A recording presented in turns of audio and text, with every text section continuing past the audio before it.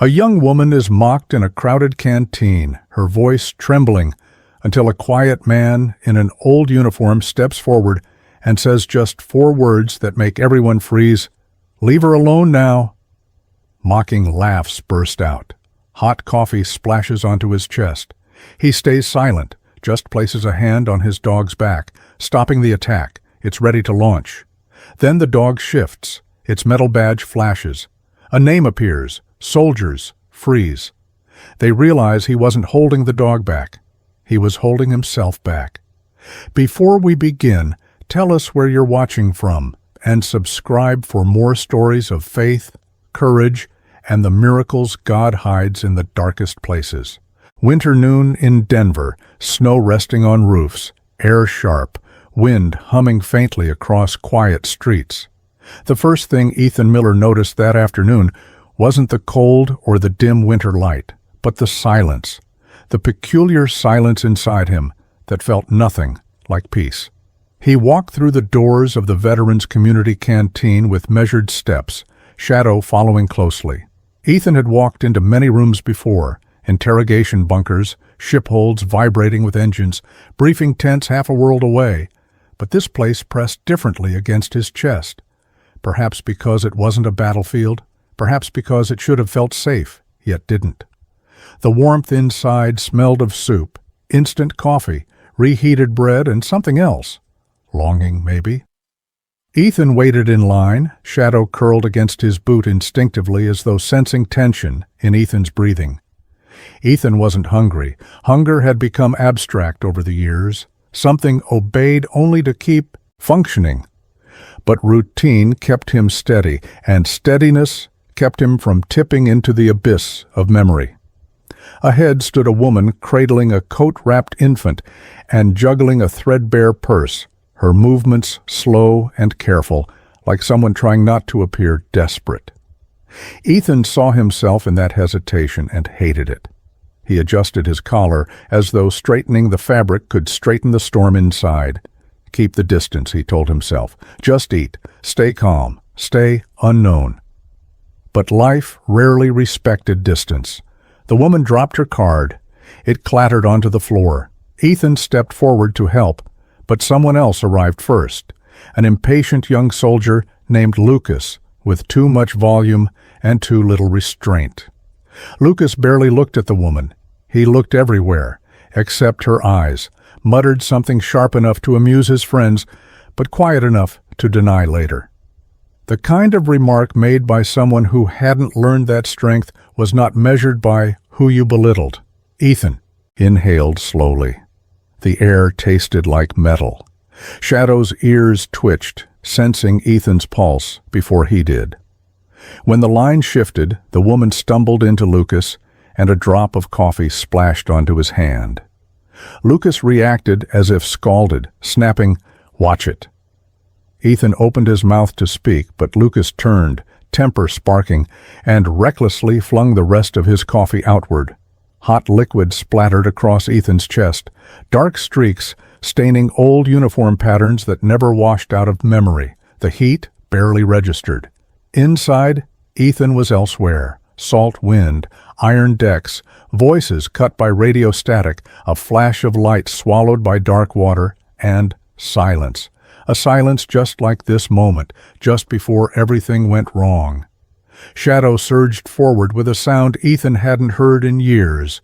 Low, primal, protective. His paws struck the floor like drum beats of instincts long kept in check. Lucas froze, startled by the sudden force of loyalty made flesh. Ethan's hand moved before thought, pressing gently but firmly against Shadow's shoulder. "Enough," he said. Shadow stopped mid-stride, a tremor of resistance running through him, before stillness returned, yet his gaze stayed locked onto Lucas with unspoken warning. Ethan didn't look at Lucas. Instead, he stepped past him toward the woman who was kneeling as she gathered her belongings. "Here," Ethan murmured, helping her rise and brushing slush from her sleeve with a motion that felt like muscle memory, not from training, but from the need to steady someone when the world refused to. "Are you all right?" She nodded quickly, avoiding eye contact, whispering thanks. Ethan recognized guilt, shame, fear, the desire to disappear. He had lived with those. He had worn them like a second skin. Shadow leaned against Ethan's leg, steady and loyal, breathing slow, borrowing Ethan's calm. But inside, Ethan wasn't calm. Something tightened in him, that familiar pressure behind his ribs. Not rage, but something quieter, coiled like old wire that could snap. The feeling that made him measure breaths carefully, count the seconds between thoughts, avoid speaking when his hands trembled. Don't break, he told himself. Not here, not now. He wiped his uniform with a paper towel as someone behind him laughed, one of Lucas's friends, then fell silent when Ethan turned slightly, not glaring, merely existing with the weight of someone who had earned silence. Ethan stepped out of the line. He no longer wanted food. Shadow followed without command. Near the exit, Ethan paused. Something inside him stopped him. The woman sat alone, warming her child, unnoticed. People saw her, but seeing wasn't acknowledging. Ethan wanted to walk away, to stay quiet, invisible. Distance meant safety, but distance also meant surrender, and surrender had never been in his bones. He approached the vending machine, bought 2 steaming cups, and placed one near the woman's hand. She glanced up long enough for her eyes to meet his, recognizing not his identity, but his nature. Someone who lingered at the edge of storms, someone who stayed upright even when the wind tried to break him. "Thank you," she whispered. Ethan nodded once. Shadow rested his head against Ethan's knee, a quiet reminder that loyalty required no applause.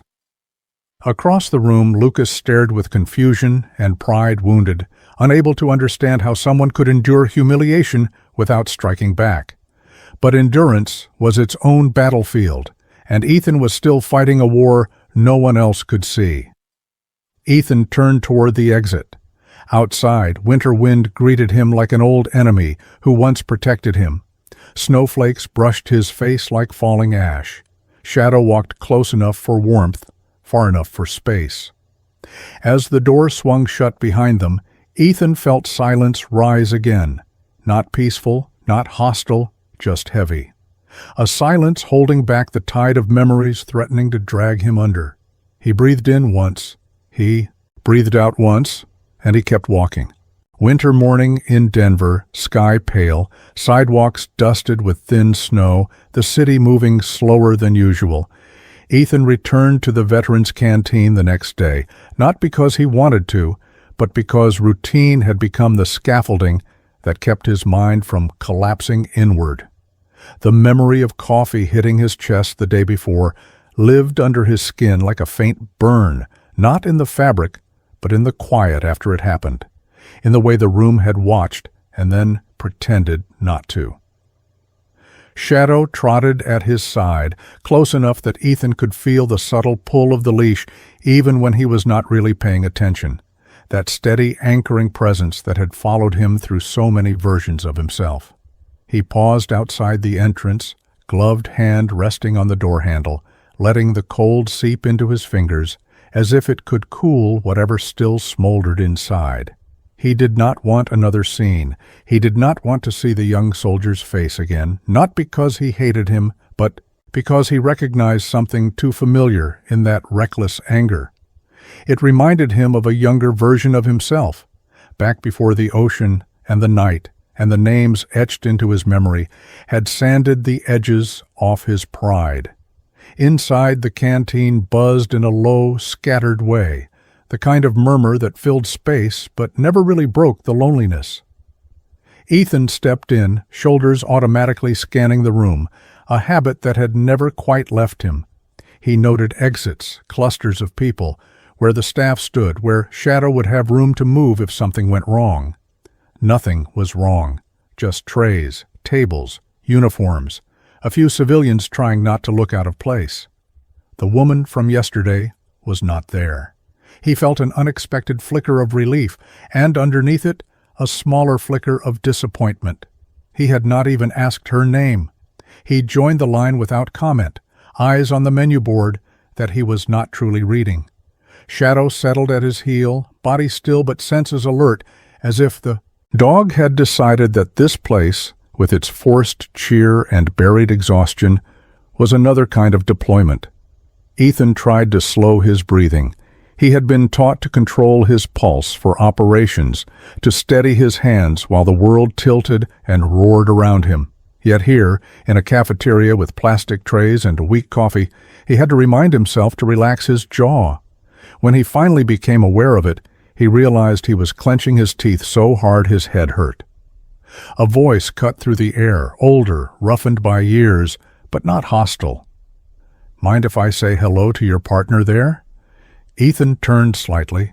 The man addressing him wore the unmistakable heaviness of age layered over service. Not the kind of age that came from time alone, but from carrying too many memories for too long. A beat of instinct flashed in Ethan's mind. Assess, classify, control the distance. Then he nodded once. "He is fine," Ethan said quietly. "Just approach slow." The man lowered himself a little, not fully crouching, just enough to be closer to Shadow's eye level without crowding him. He reached a hand out, offering it not as a command, but as an invitation. Shadow's nose twitched. Ethan could feel the dog's hesitation, a ripple of instinct passing through muscle and memory. Shadow had known other hands, other voices, shouting across water and wind. He had known a different handler once, the one whose name still lived in Ethan's throat when sleep finally came and brought dreams he did not want. Shadow stepped closer, cautiously, not out of blind trust, but out of a long-trained understanding that if Ethan allowed it, it was safe enough. The man's gaze dropped to the collar around Shadow's neck. Ethan did not think about the collar often. He had chosen it quickly, hands shaking in a small room full of paperwork and folded flags, not because of how it looked, but because of what it said. His fingers twitched as he watched the man read the engraving. The shift in the air was almost imperceptible, yet Ethan sensed it instantly. Something in the man's posture straightened. His expression sharpened, not in suspicion, but in recognition that went deeper than simple familiarity. He looked up slowly, meeting Ethan's eyes with a clarity that was different from curiosity. "That name," the man said, voice lower now, as if even speaking it carried weight. "Shadow, Teamwalker, SEAL, killed in action 2017. Hearing it spoken aloud in this place felt like an intrusion into a sealed room inside Ethan's chest. For a second, the clatter of trays and low conversation faded. He stood again on a ship, rain stinging his face, radios crackling, a handler shouting for a dog that did not answer. He forced the vision away, but his fingers curled reflexively around the leash until his knuckles tightened. "You knew them," Ethan replied, not as a question. The older man nodded once. "Name's Holbrook," he said, not offering a rank, not asking for one. "I was on the logistics side when Walker's team came through staging. I remember the reports after. Hard to forget that call sign." He did not stare, did not lean in. He just held Ethan's gaze with the quiet understanding of someone who had read more casualty summaries than he cared to admit. "You were there, weren't you?" Ethan did not answer immediately. He had spent years avoiding that sentence, dodging questions before they finished forming. But this was not accusation. It felt more like a hand extended in a room full of ghosts. "Yes," he said at last, simple and unadorned. The word tasted like salt and metal. Shadow shifted his weight slightly, as if sensing the change in Ethan's center of gravity, the subtle tilt toward an old abyss. Holbrook's eyes softened, but his voice remained steady. "He was one of ours, that dog. Good reports. They said he stayed with his handler until the end." Ethan swallowed hard. He had read those same words in black ink on official paper, but he had not needed them to know. He carried that moment in his muscles. He felt it every time the wind hit him from a certain angle. "He did," Ethan said quietly. "Shadow here is his blood, the last piece." Holbrook looked at the dog with new respect, but he did not reach out again. He seemed to understand that some distances should be left intact. "You keep his name alive," Holbrook said. "That matters more than people think." Ethan wanted to say that he did not do it to be noble. He did it because he could not bear the thought of the name disappearing, because sometimes he wondered if he himself had any right to be standing in warm rooms when others did not. Instead, he just gave a short nod. From somewhere behind, a familiar voice drifted in, low and muttering. "Lucas." Ethan did not turn his head, but his shoulders tightened despite his efforts. The memory of the spilled coffee rose again, not as humiliation, but as a reminder of the thin line between control and reaction. Holbrook must have noticed the way Ethan's posture shifted. The older man glanced toward the sound, eyes narrowing slightly, then returned his attention to Ethan. "You staying in town long?" he asked, as if the question were casual, though his tone hinted at something more deliberate. "For now," Ethan answered. He did not know how long that meant. He moved from job to job, place to place, never long enough to grow roots, just long enough to convince himself he was still functioning. "Driving mostly?" Holbrook nodded thoughtfully. "Good work, honest, and quiet." The line shuffled forward. Ethan took a step, shadow matching him. Holbrook stepped aside but did not leave. There was a new tension around them now, like a current just beneath the surface of still water. A couple of older veterans at a nearby table had gone quiet, their eyes drawn not to Ethan's face, but to the collar around Shadow's neck. Ethan felt the scrutiny without looking. He had lived under more dangerous forms of observation, yet somehow this quiet recognition pressed harder against his ribs. There was no way to pretend anymore that he was just another man with a dog. Lucas's laughter cut off abruptly. Ethan could feel it rather than hear it, the sudden drop in sound, followed by a hush that moved through the room like a breeze before a storm. Someone must have murmured something to him. A name, perhaps. A story. Ethan kept his gaze forward, focusing on the tray rails, the metal edges, the predictable, ordinary rhythm of the serving line. He told himself that nothing had changed. He was still just a man trying to get lunch. But the weight of memory in the room had shifted.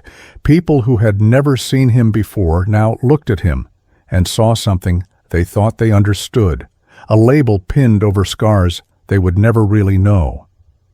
Holbrook's voice came once more, quieter now, almost an aside. "I am going to make a call," he said, "not to cause trouble, just to let a few old friends know that a ghost we thought we lost is still walking." Ethan's jaw tightened. The word ghost sat uncomfortably between them. Part of him wanted to tell Holbrook not to ask him to let the past stay buried, to let Ethan remain a nameless figure in a long line of nameless figures. Another part, deeper and more honest, knew that anonymity had not brought him peace. It had only given him room to avoid himself.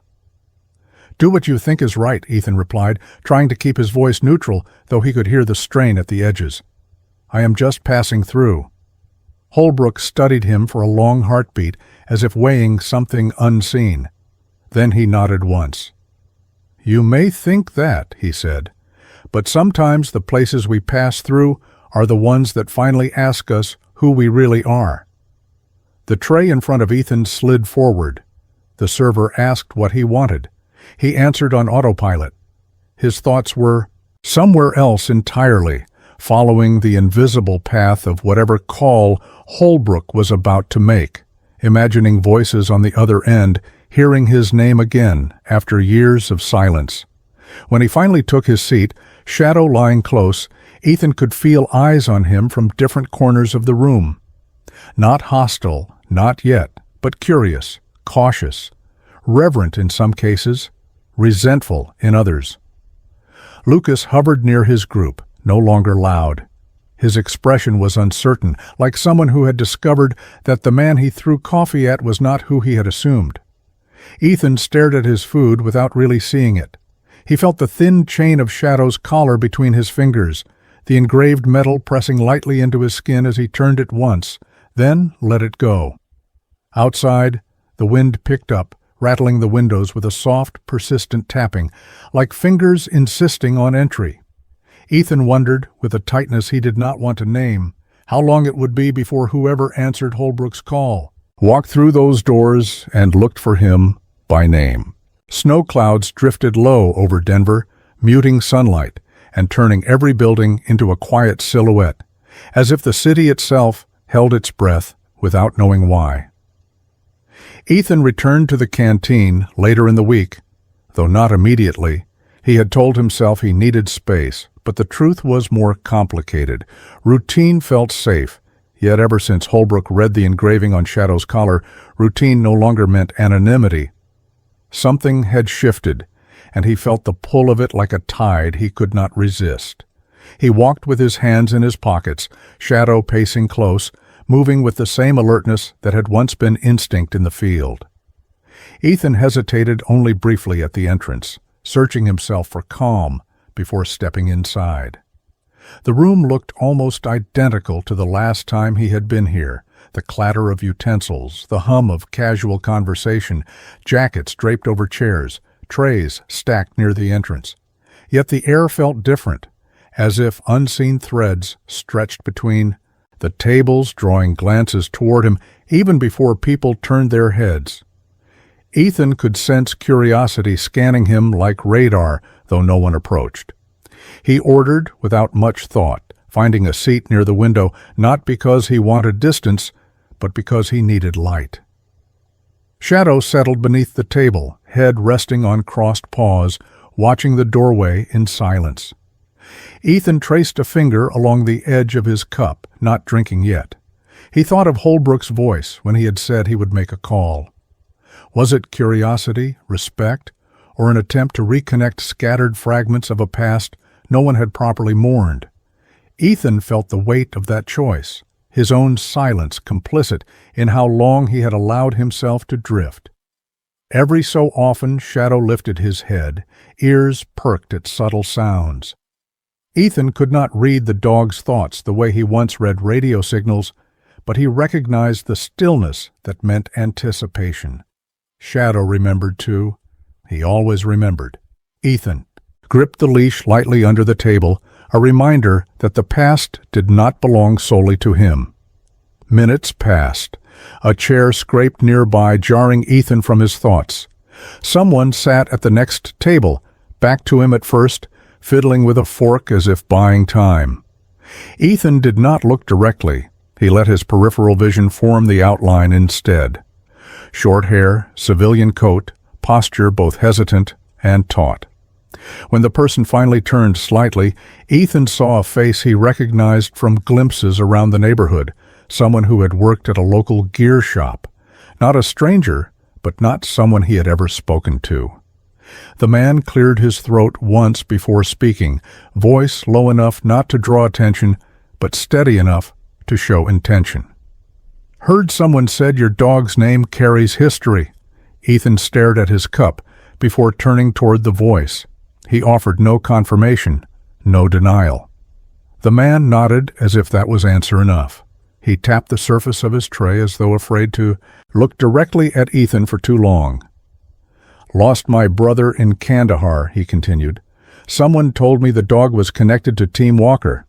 I thought maybe—" His voice trailed off, leaving space Ethan knew how to fill, but could not yet bring himself to. Names carried weight, and Team Walker held more than one. Ethan chose his words carefully. "Shadow carries what remains," he said, "and what we owe." The man looked at Shadow then, eyes flickering with something fragile. He nodded again, perhaps grateful even for that small acknowledgement. He stood to leave, offering no further questions. His silence felt like respect, and Ethan appreciated it more than he expected. As the man walked away, Ethan felt the leash pull slightly. Shadow had lifted his head again, gaze fixed toward the entrance. Ethan followed the line of sight and saw Holbrook entering, coat unbuttoned, breath visible in the cold air that followed him through the open door. Holbrook spotted Ethan and walked. Over, not rushing, but not wandering either. His expression carried determination, mixed with caution. He pulled out a chair and sat across from Ethan without waiting for invitation.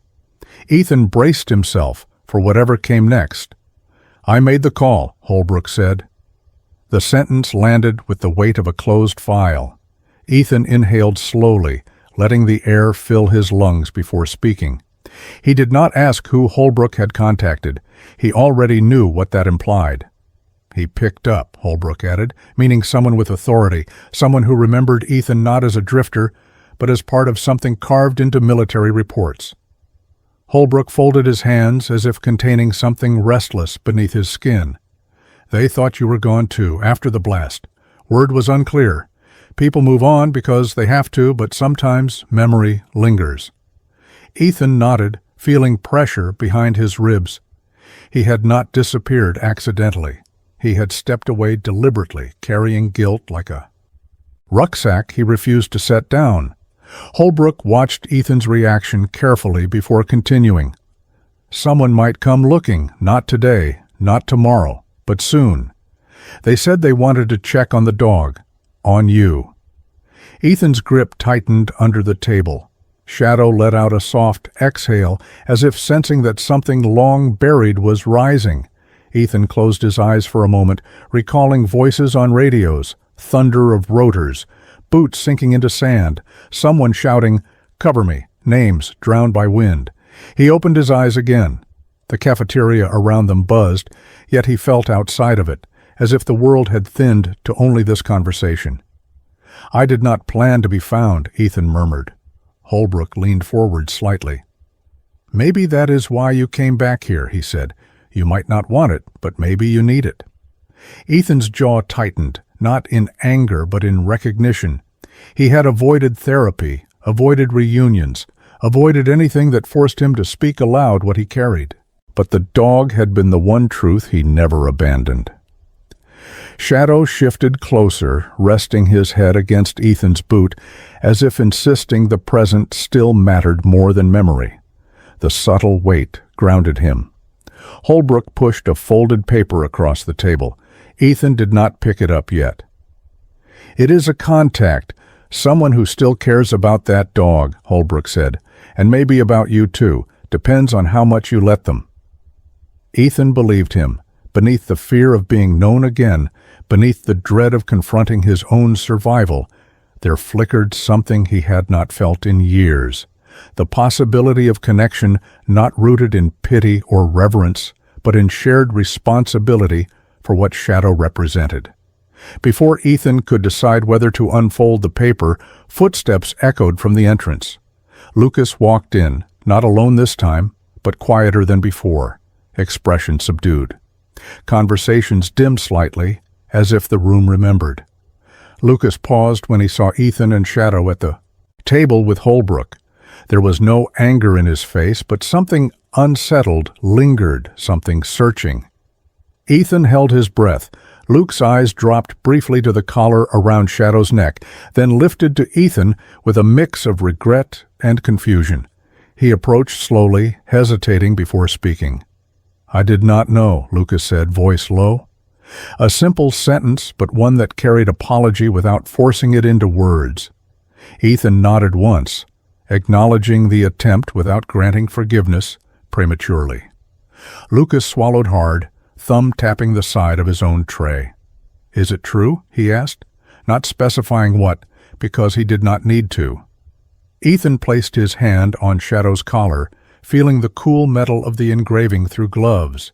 He held Lucas's gaze without anger or pride. "It is," he answered. Lucas nodded slowly, absorbing the weight of it. Holbrook said nothing, watching both men like someone waiting to see if a bridge could form over a fault line. Lucas seemed as though he wanted to say more, but words abandoned him. He stepped back slightly, not leaving but not staying close either, caught between past actions and the recognition of their weight. Ethan unfolded the paper at last. The inked number stared back at him, stark on white.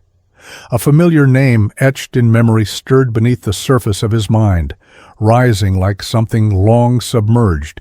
He felt Shadow press closer to his leg, a silent reminder that he was not facing this alone. Ethan knew that calling the number would not change the past, but it might change what he carried into the future. He looked from Holbrook to Lucas to Shadow to the paper again. Then the cafeteria door opened once more, letting in a cold gust and someone stepping inside whose face Ethan could not yet see. The weight of anticipation gripped him. Maybe Holbrook was right. Maybe passing through did not mean staying invisible. Maybe being found was not the same as being trapped. Ethan folded the paper, once placed it in his pocket and waited, pulse steady but expectant, sensing that whatever came through that doorway next would test what remained of the person he once was. Gray afternoon in Denver, low clouds pressing close to rooftops, light fading early, as if winter wanted the day to end before anyone was ready. Ethan found himself walking toward the canteen again, not driven by hunger, but by something harder to name. Routine had guided him at first, but now each step felt guided by an instinct older than habit, something almost like preparation. Shadow moved at his side with quiet resolve, matching Ethan's pace as though sensing that today required a steadiness deeper than simple obedience. Ethan paused before entering, fingers resting on the door, breathing in cold air to steady his thoughts. He wondered what waited inside, not in the sense of danger, but in the sense of recognition. Ever since Holbrook had spoken his name aloud, Ethan felt the world shift slightly, as if the ground beneath him had begun to thaw and expose what he had tried to bury. Inside, the canteen's warmth felt thick. Conversations drifted, but Ethan sensed pauses between words when people noticed him. Not everyone, not constantly, but enough that his skin tightened. He was not sure if the attention came from curiosity, respect, or discomfort. Perhaps all three. Ethan took a seat before ordering, wanting a moment to read the room, or maybe to read himself. Shadow rested close, eyes half open, alert without tension. Ethan let his gaze move from table to table without lingering, noting familiar faces and unfamiliar ones. Some nodded politely, others looked away too quickly. Lucas was there, seated with two other soldiers, voice noticeably softer than before. Ethan did not stare, but his awareness sharpened whenever Lucas glanced in his direction. The air between them held something unresolved, a weight not yet lifted or fully understood. Ethan clasped his hands loosely, elbows on the table, leaning forward slightly as though bracing himself against an unseen wind. He could feel the urge to leave, to walk out before the past fully arrived, but another part of him held him in place. Perhaps it was time to stop fleeing shadows that followed him anyway. Holbrook appeared minutes later, moving with less hesitation than before. He sat across from Ethan again, folding his hands as if preparing himself for difficult ground. Ethan studied him briefly, noticing the silence Holbrook carried, not the silence of avoidance, but of someone who had learned to listen before speaking. Holbrook spoke quietly, eyes steady. "I did not tell them where exactly to find you," he said, "only that you were still around." Ethan nodded once, not as approval, but acknowledgement. He had expected as much. "Did they ask questions?" Ethan asked, voice low. Holbrook exhaled slowly. "Not the kind that need answers yet, but they will." Ethan felt something twist inside, not fear, but a tension born of unfinished sentences and unsent messages. For years he had lived without expecting contact from anyone tied to that mission. The idea that someone was now willing to look for him fractured his composure in places he had not realized were fragile. Holbrook watched him carefully. "You ran because you were hurting," he said. "You stayed away because you thought silence meant respect. But sometimes silence only leaves wounds open." Ethan looked down at his hands. There had been nights on long highways when he imagined turning back, imagined sending a message or placing a call, imagined facing the weight of what he survived. But every time he reached for the phone, memory pressed its hand over his mouth. Ethan traced the rim of his cup with his thumb, trying to focus on something tangible. Shadow's head nudged his knee gently, as though reminding him that the present was still here, still solid, still breathing. Ethan let the touch settle him before speaking. "I was not the one who died," he said, the words heavier than he intended. "But part of me stayed there anyway." Holbrook nodded as though he understood. "Survival does not mean escape," he replied. "Sometimes living is the work that comes afterward." Ethan looked up slowly. He did not argue. He could not. Somewhere behind them, chairs scraped as Lucas approached hesitantly. Ethan did not turn, but he felt the shift in air when Lucas stopped nearby, uncertain whether he had the right to speak. Holbrook inclined his head slightly, giving Lucas permission to step closer without saying a word. Lucas stood at the corner of the table, shifting his weight, then managed to speak with care. "I did something stupid," Lucas said.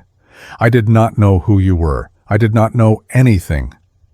Ethan raised his eyes to meet Lucas's, searching not for apology, but for sincerity. He found uncertainty instead, but uncertainty was a beginning. Lucas swallowed, voice cracking just slightly. "I cannot take back what I did. I just want to do better than that." Ethan measured the words, letting them settle before responding.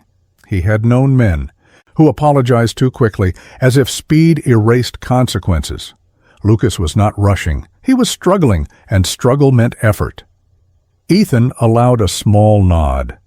Not forgiveness, but recognition. Holbrook watched the exchange without interrupting, his presence steady, like a hand at someone's back. Ethan finally spoke.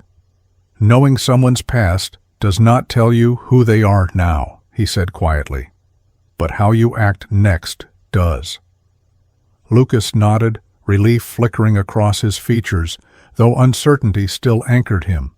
He stepped back, giving Ethan space again, but there was something different in his posture. Less armor, more awareness. Ethan exhaled through his nose, tension leaving him in fragments rather than all at once. Holbrook leaned in slightly. "There is something else," he said. "Not urgent. Just information." Ethan waited. Holbrook reached into his coat and placed a small folded note on the table. It was not the contact from earlier. Ethan still carried that. This note was shorter, written in quick handwriting. Ethan did not open it immediately, but the weight of its presence felt sharper than the paper itself. "Someone replied to the message I sent," Holbrook explained. "They said they want to speak to you when you are ready. No pressure, just readiness." Ethan nodded slowly, feeling his pulse in his throat. Readiness was a complicated word. He had been ready for missions, ready for storms, ready for orders, but ready to face himself was something different. Shadow adjusted his position, leaning closer as though to steady Ethan's balance. Ethan placed a hand on Shadow's collar, grounding himself through cold metal and warm presence. After a long moment, Ethan took the note and slipped it into his pocket beside the first one. The gesture felt heavier than expected, like lifting a burden instead of discarding it. Holbrook rose to leave, sensing Ethan needed quiet. Lucas stood a short distance away, unsure if he should stay or go. Ethan nodded once in his direction, granting him space to choose without judgment. Lucas left slowly, glancing back once as if hoping that small recognition meant the path forward had not closed. Ethan remained seated, watching frost gather at the edge of the window pane. Outside, a distant siren wailed, fading into the hum of traffic. Life continued, indifferent, yet persistent. Ethan breathed in through his nose, out through his mouth, steadying himself with practiced precision. Shadow pressed close, as though remembering someone else who once steadied Ethan when he faltered. Ethan closed his eyes briefly, not to shut out the room, but to face what was rising within, the sound of footsteps approached from behind. A hand rested on the back of Ethan's chair, hesitating for a heartbeat before lifting away. Ethan opened his eyes and turned slightly, but caught only the sight of someone exiting through the far door, footsteps fading down the hallway. He felt his pulse quicken, though he did not know if it was recognition or anticipation. He reached into his pocket, fingertips brushing the folded notes. The past was no longer silent. It was waiting. Ethan stood slowly, shadow rising with him. They walked toward the exit together, each step deliberate. Outside, the wind shifted direction, carrying a sharpness that hinted at change. Ethan paused at the threshold, listening to something he could not yet name, and wondered whether he would still be the same man once the next door opened. A brittle winter dusk hung over Denver, streetlights flickering on early, as if afraid darkness might arrive too fast, and Ethan walked without clear destination, letting shadow guide their pace, while his own thoughts pressed inward, heavier than the cold. He had not opened either folded note since receiving them. They sat in his jacket like two small weights pulling him toward a conversation he had avoided for years. The sidewalks were lined with cars dusted by snow, their windows faintly fogged from engines cooling after long workdays. People hurried past with shoulders hunched, eyes down, each wrapped in their own world, unaware that the quiet man and the loyal dog passing beside them were bracing against something that had nothing to do with weather. Ethan reached the end of the block and paused near an old bench, its paint peeling, its slats worn smooth by countless winters. He could smell wood, frozen air, and the faint trace of gasoline drifting from a nearby intersection. Shadow sat close, posture steady, but not tense, as if waiting for Ethan to speak first, even though the dog could never answer. Ethan looked at the ground and exhaled, wondering how he had ended up walking again instead of sitting somewhere safe and hidden. But safety had begun to feel like avoidance, and avoidance felt like surrender. He had not been trained to surrender. The memories that rose were not cinematic. They came fragmented. A fragment of laughter from a teammate, a shouted warning, a night sky broken by flares, the metallic scent of sea air mixed with smoke, and always the echo of a name cut short mid-call. He felt his chest tighten in a way that never turned into tears, just a deep ache that found no outlet. Shadow nudged his knee once, not demanding attention, but offering presence, the way only a dog who remembered loss could. Across the street, Ethan saw a figure pause outside a corner store. It took him a moment to recognize Lucas, bundled in a jacket, hands thrust in, pockets, head bowed slightly, while he helped an elderly man carry a small bag of groceries. The gesture was clumsy but sincere, Lucas listening intently as the man spoke. Ethan watched without being seen, feeling something shift inside him. Lucas was trying, not perfectly, not dramatically, but honestly. And in that small act, Ethan saw echoes of himself before he understood that strength was more than speed and resistance. Ethan walked away without approaching, carrying the image with him like a quiet reassurance that change did not always demand noise. The snow thickened as he neared the edge of a residential area, flakes drifting with the uncertain rhythm of approaching night. Houses lined the street, windows glowing amber, families gathered within, their lives enclosed by walls Ethan could not imagine entering. He paused at a gate leading into a small park, its path mostly covered by snow, but still visible beneath the soft layers. He stepped inside with Shadow keeping close, the dog's warmth radiating faintly through Ethan's coat whenever they brushed. The park was nearly empty, only a few benches, a swing set still and half-buried, and a small gazebo with a roof sheltering a picnic table. Ethan approached the gazebo but stopped short of stepping fully inside, as though crossing that threshold would demand a decision he was not ready to make. The folded notes weighed against his ribs again, reminding him of unfinished obligations and voices he had chosen not to hear. He sat at the edge of the structure, elbows resting on his knees, hands clasped in front of him. For a while he said nothing, listening to the wind shifting through bare branches and distant traffic, murmuring like a far-off tide. He thought of the teammate who had handled Shadow's father, a man with steady hands and a quiet laugh who believed dogs knew more about loyalty than humans ever could. The dog had stayed until the end, refusing to leave his handler's side even when the blast shook everything apart. Ethan had lived because of that refusal. That truth clung to him more tightly than grief. Shadow pressed closer, as if sensing Ethan slipping into a place where memory threatened to hollow him out. Ethan let one hand fall to the dog's collar, feeling the metal beneath his glove, grounding himself through the only connection that had not broken. He whispered a name he rarely spoke aloud, not for Shadow to hear, but because he needed to remember that some promises were still alive. A voice called from behind, cutting through the stillness without warning. Ethan stiffened and turned just enough to see Holbrook walking slowly toward him, breath-forming clouds in the cold air. Holbrook stopped a respectful distance away, hands deep in his coat pockets. "I was looking for you," he said, though his tone made it clear he had not searched very hard. He had simply trusted that Ethan would be here, somewhere open, somewhere he could not hide from himself. Ethan waited for him to continue. Holbrook walked to the gazebo and leaned against one of the posts, not crowding Ethan, but not withdrawing either. "I received another message," Holbrook said. "No pressure in it, just hope. They want to know if you are willing to talk." Ethan shut his eyes briefly. Hope felt heavier than obligation.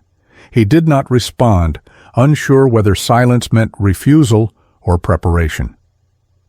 Holbrook looked out at the field, snow stretching across grass that would not show green again until spring. "I know what it means to be the one who lived," he said quietly.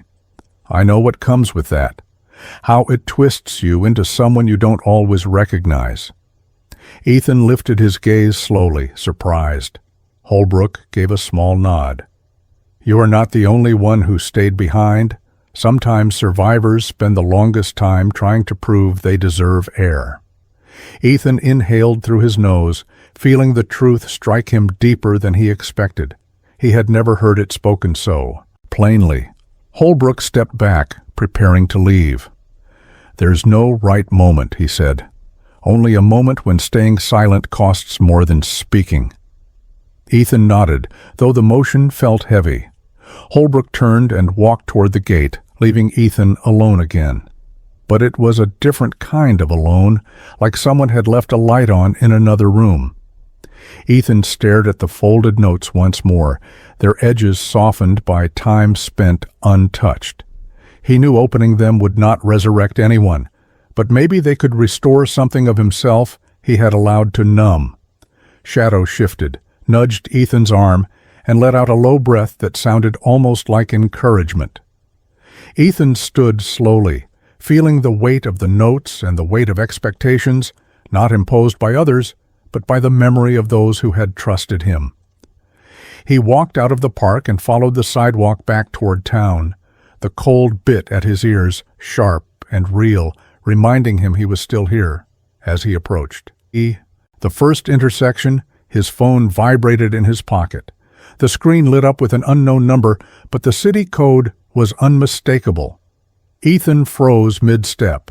Shadow halted beside him, muscles still as stone. Snow fell silently around them, the world seemingly suspended. Ethan stared at the screen, pulse loud in his ears. He did not answer, not yet.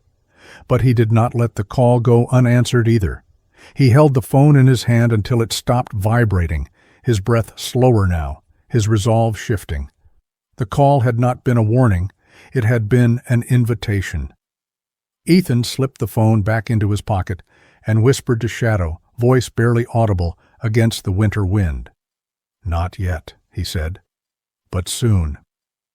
They continued walking, disappearing into the thickening snowfall, and somewhere behind them, a streetlight flickered back to life, as if acknowledging the weight of what Ethan had just chosen not to run from. Gray winter light settled unevenly across Denver as the morning thawed into a cold afternoon, and Ethan walked with a pace that felt neither hurried nor aimless, guided by something between hesitation and resolve, his thoughts circling the unanswered call that still lingered in his phone's history like a held breath. He had slept little, though not from nightmares.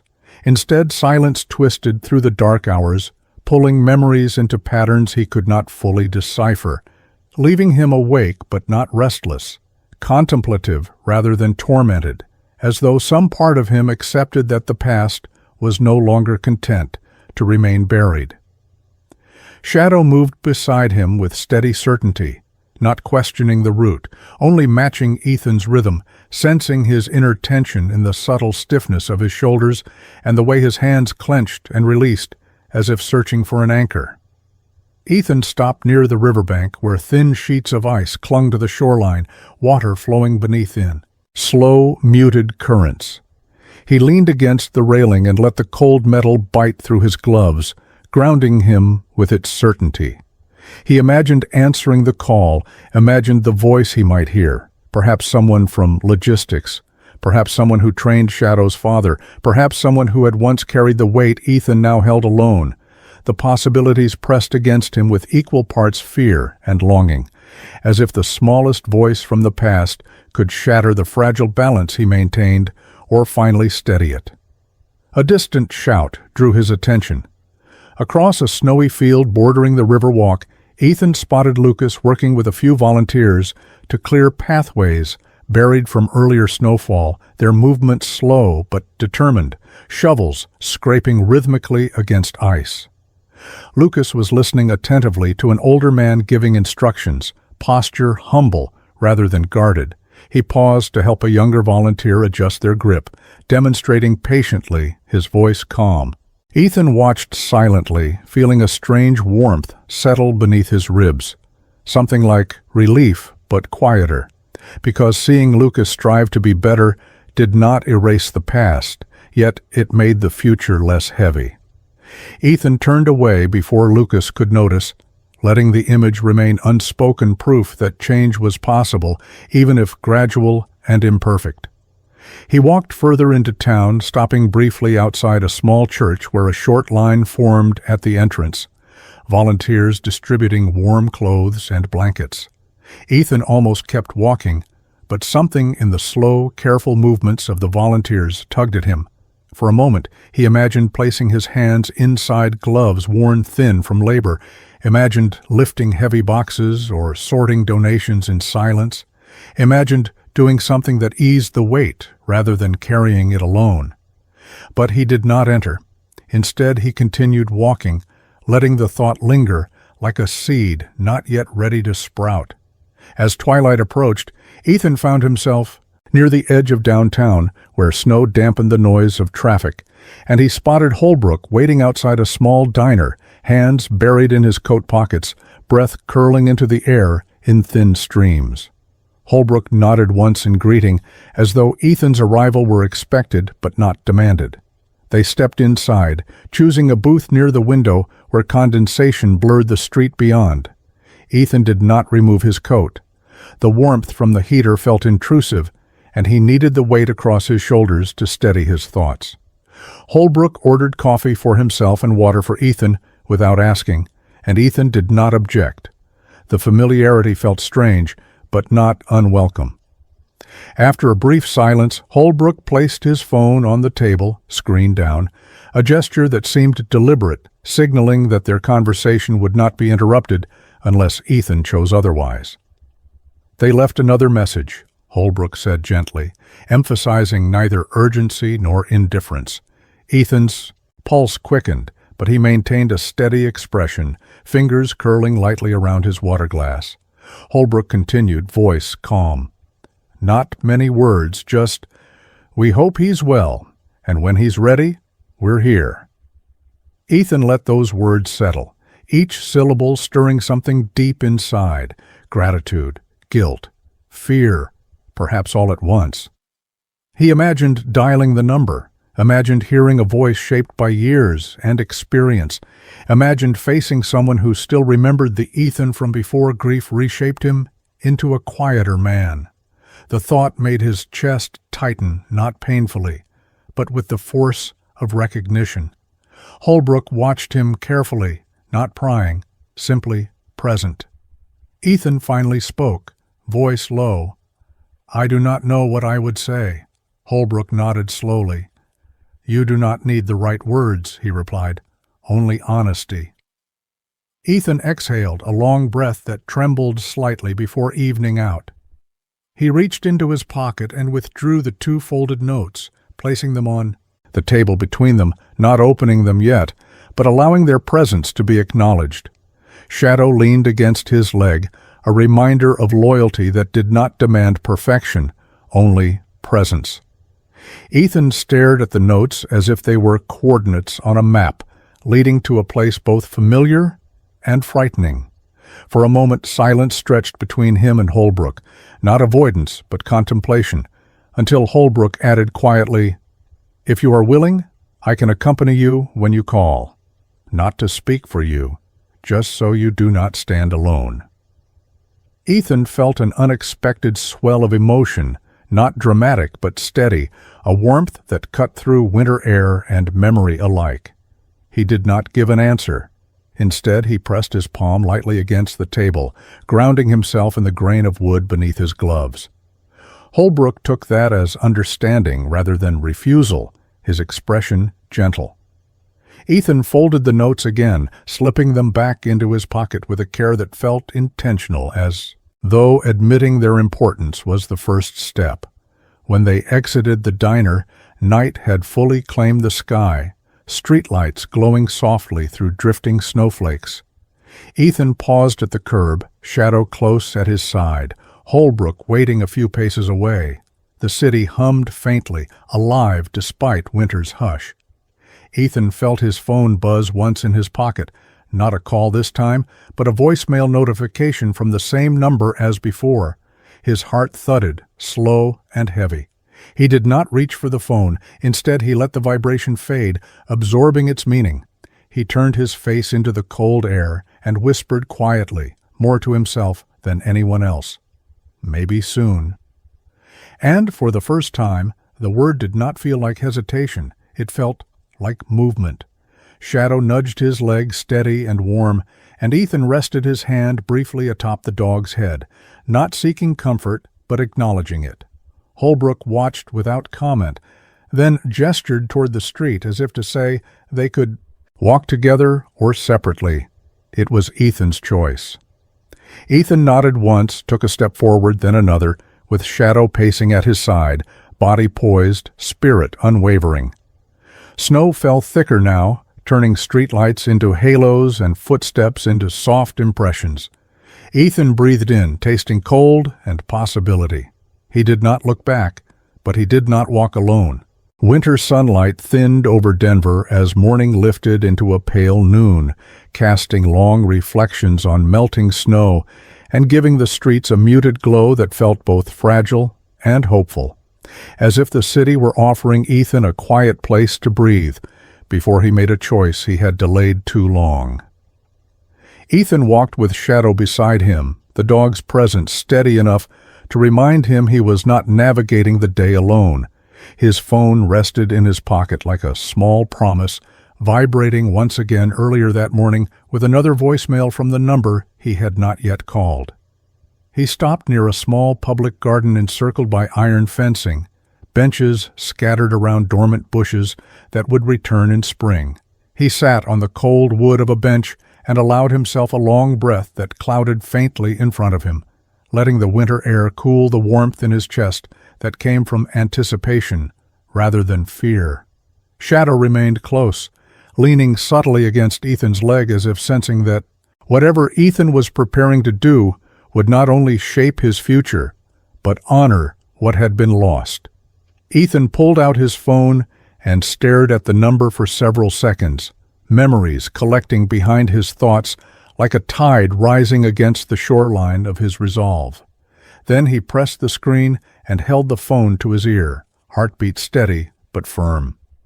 The call connected quickly, and when the voice answered, Ethan immediately recognized the tone of someone who had once walked the same halls of briefing rooms and waited under the same air that smelled of ocean and tension. The voice introduced himself as Marshall, a coordinator who had overseen K-9 training before the mission that changed Ethan's life. Marshall spoke with restrained kindness, explaining that he had stayed in contact with several handlers over the years and kept track of the canine lines because it felt like a responsibility he could not fully give up. Ethan listened, unsure at first what to say in return, until Marshall asked gently how Shadow was adjusting all these years later. Ethan paused before answering, not because he was reluctant, but because he wanted to speak honestly without slipping into silence or exaggeration. He replied that Shadow remained loyal, watchful, and deeply tied to Ethan's footsteps, as if the dog were honoring an unspoken legacy. Marshall did not interrupt, only acknowledged the weight in Ethan's voice, and something in that small moment of being heard without explanation eased the tension Ethan carried. After a quiet beat, Marshall asked whether Ethan wanted to meet in person, not to reopen old trauma, but to share knowledge about Shadow's lineage, to let Ethan understand more fully the history of the dog who had become his anchor. Ethan agreed, realizing that saying yes felt less like surrendering to grief and more like stepping toward healing. They arranged to meet later that day at a small veterans resource center on the edge of town, a place intended for conversations that required care and patience. Ethan ended the call and sat still for several minutes, Shadow resting his chin on Ethan's knee, displaying not excitement but calm confidence, as if his instincts recognized that Ethan had just crossed a threshold he had avoided for years. When Ethan finally stood, his steps felt lighter, even though nothing external had changed. The weight of silence had simply shifted into movement. He walked through the city, noticing small details he had often overlooked while hiding from the past. A couple sharing a warm drink on a bench, a child laughing as they chased a rolling snowball, an elderly man feeding birds that stayed through winter.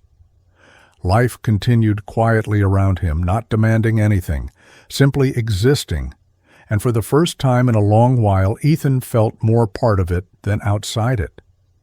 Approaching the resource center, Ethan saw Holbrook waiting just outside with 2 paper cups steaming faintly. Holbrook waved him over without, forcing conversation, offering Ethan a cup in wordless support. Ethan thanked him, sensing that Holbrook's presence was not about supervision, but solidarity. Inside, the center felt modest and warm. Volunteers moved calmly between tables, arranging forms and offering guidance without expectation. Ethan noticed Lucas near the entrance, speaking softly with a coordinator about volunteer shifts. Lucas glanced up, saw Ethan, and nodded once with quiet respect before giving him space. Ethan returned the nod, sensing that forgiveness did not need to be spoken to begin taking root. Marshall arrived moments later, wearing a simple jacket and carrying a notebook whose pages were filled with notes from years of training records. He did not approach Ethan with intensity or nostalgia. Instead, he greeted Ethan with a tone that acknowledged the past without suffocating the present.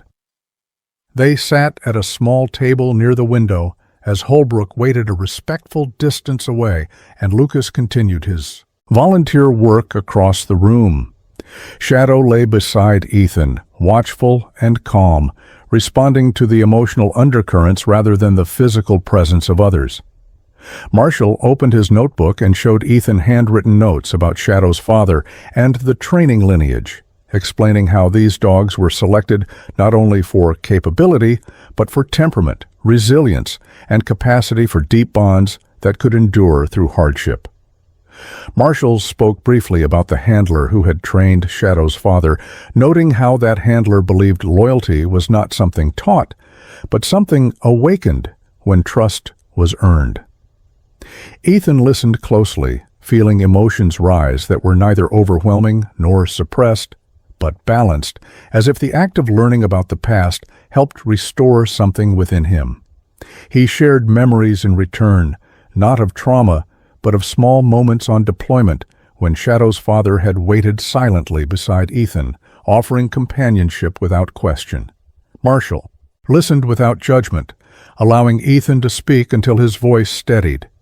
When their conversation reached a natural pause, Marshall folded his notebook and asked whether Ethan felt ready to carry the memory differently, not as a burden, but as a legacy. Ethan nodded slowly, realizing that legacy did not require perfection. It required presence and continued effort, something he could now offer without feeling unworthy. Shadow seemed to sense the shift in Ethan's posture, pressing slightly against his leg not as reassurance, but acknowledgement. Ethan stood with Marshall and Holbrook, thanking them genuinely for what they had provided: information, presence, and the space to choose his path forward. Lucas approached briefly to hand out winter gear to departing visitors, and paused before Ethan with a shy but sincere expression. Ethan met his gaze and said quietly that change was not a single act, but a choice, renewed each day. Lucas swallowed hard and nodded, visibly committing to that responsibility. Ethan and Shadow stepped outside the center together as late afternoon light deepened into early evening, the sky glowing with faint orange behind drifting clouds. Snow still covered the sidewalks, but where Ethan walked now, the ground felt steadier beneath his feet. He reached into his pocket and touched the folded notes one last time before placing them carefully back, not as reminders of unfinished pain, but as symbols of connection that no longer frightened him. Shadow lifted his head slightly, and Ethan rested a hand on the collar, recognizing that loyalty had not only preserved him, but guided him toward this moment. As they continued walking through Denver, Ethan felt no urgency to reach a destination. Instead, he felt grounded by the knowledge that he had taken the first steps toward healing without abandoning the past or denying the cost of survival. He whispered softly to Shadow, thanking him not for loyalty but for staying when Ethan could not stay for himself. Shadow's steady presence answered without sound, and Ethan understood that some bonds required no more than shared steps through winter air. The day faded into calm evening, and Ethan finally felt the silence inside him settle, not as weight, but as peace, knowing he could move forward without running anymore. Some wounds in life never truly disappear, they simply soften when we choose to face them, grow through them, and walk forward with grace. Ethan Miller didn't find his miracle by running from the past, but by turning back toward it, guided by loyalty, love, and the silent hope carried by a faithful dog.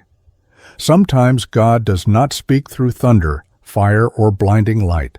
Sometimes he speaks through the steady presence of someone who stays beside you, through a message you thought you'd never receive, through a stranger's kindness on an ordinary day, or through the quiet companionship of a dog who refuses to leave your side when you feel lost. Miracles are not always loud. Often they feel like peace returning to a weary heart. When life feels cold, when memories weigh heavy, when you think no one remembers your name, God sends small signs to remind you that you are not forgotten. Maybe today's story is one of those signs. Maybe this is his way of whispering, you are still needed. You are still loved. Keep going. If this story touched your heart, please share it to give someone else a reason to hope. Leave a comment so we know this message reached you. And subscribe to the channel so you won't walk this journey alone. And before you go, take one quiet breath and say a short prayer. For the soldiers who carry memories heavier than metals, for the dogs who guard our hearts when we cannot guard ourselves, and for yourself, because healing takes courage. May God bless you, protect you, and walk beside you. No matter where you are or how long the night has been, your story is not finished, and God is still writing. Amen.